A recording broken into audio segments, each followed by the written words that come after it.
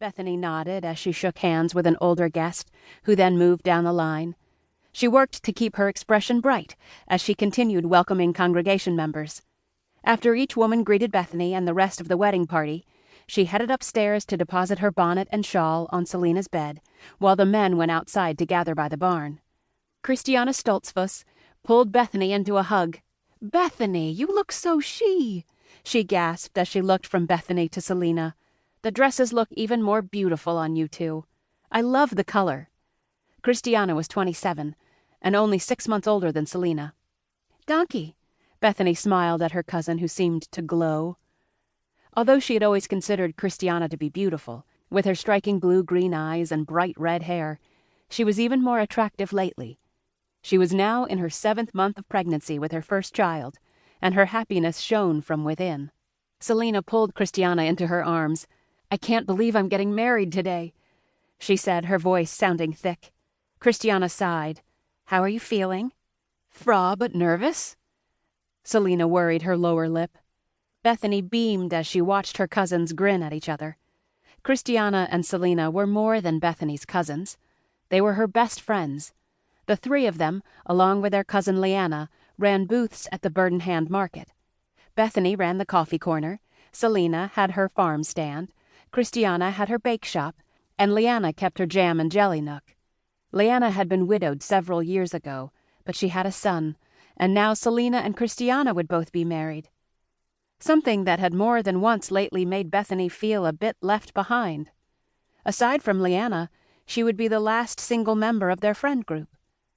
Bethany hadn't had a boyfriend since she briefly dated a member of her youth group when she was 19. As of now, she had no prospects. She pushed those thoughts away. Today was Selina's day, and Bethany needed to celebrate with her, not wallow in self-pity over her lack of dates. Bethany looked up and saw Christiana's husband. Jeff and Christiana had met when she opened her bake shop booth next to his unique leather and wood gifts booth at the marketplace. "Good Amaria, Jeff." She reached out to shake his hand and was met by a cold touch. "Sorry about that." His dark eyes sparkled as a sheepish chuckle escaped his lips. "It's chilly out there." He pushed his hand through his dark hair, which matched his beard, and the curl that always hung over his forehead bounced back into place. "That is true." Bethany laughed, then turned to the next person in line. "Good Amaria, Leanna." Leanna reached around and hugged Bethany. "Good Amaria. I'm grateful to see you, and that it's nice and warm in here." She rubbed her hands together. Leanna was her oldest cousin, as well as the shortest. She had the same lovely shade of dark brown hair as Selina, but what Bethany most admired about Leanna was the kind of woman she was. Leanna had been only 31 when she lost her husband Marlon Wengard in an accident. 5 years later, she was still raising her son alone, although they did live with her parents. With an unwavering positivity, Leanna always remembered to count her blessings, including the success of her jam and jelly nook booth at the marketplace. "Yeah, it is cold outside," Chester, her son, chimed in. At 14, he already towered over his mother by nearly 5 inches.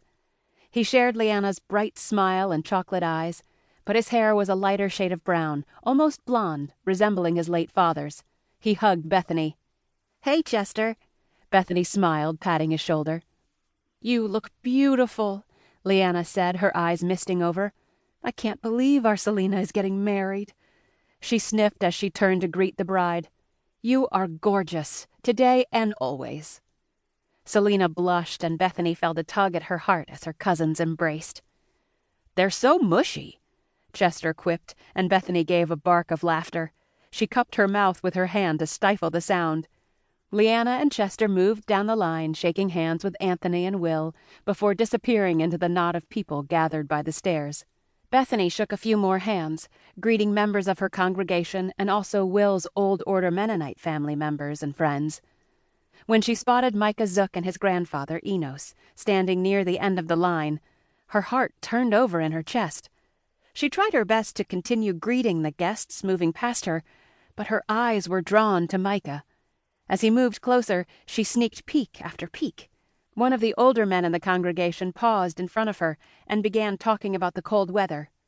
Down the line, Micah was saying something to his grandfather beside him. She took in his stature as he